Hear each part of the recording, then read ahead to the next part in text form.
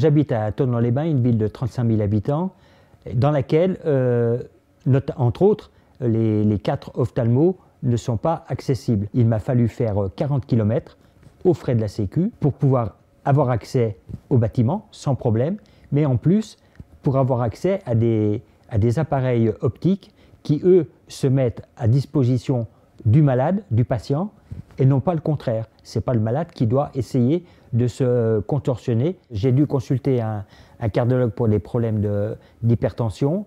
Les 2 cardiologues qui étaient accessibles ne pouvaient pas me recevoir avant 8 ou 9 mois, malgré l'urgence. J'ai dû aller chez un autre cardiologue qui n'est pas accessible. Et donc là, j'ai été confronté à un autre problème parce que son matériel n'est pas adapté pour les personnes qui sont privées de l'usage de leurs jambes. Mais de toute façon, ça a été important, puisqu'on a découvert à cette occasion que je faisais une insuffisance cardiaque grave. J'ai dû aller à l'hôpital d'Annecy, un grand hôpital régional qui est pourtant tout neuf, et là j'ai été confronté au problème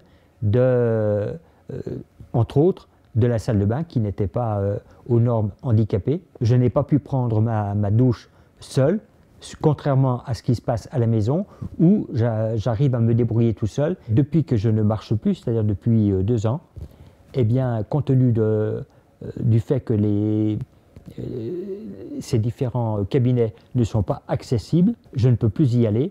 Donc maintenant, ce sont les médecins, les kinés, tout un tas de personnes qui viennent à la maison. Et je leur ai dit oui, mais dans ces conditions, vous venez tous effectivement à la maison et moi je ne sors plus. Si les professionnels de santé, médicaux ou paramédicaux ne sont pas capables de se mettre aux normes, alors comment pourrions-nous critiquer un boulanger, un commerçant quel qu'il soit, qui ne se met pas aux normes, alors qu'eux, à la limite, sont beaucoup moins concernés par le problème que les médecins.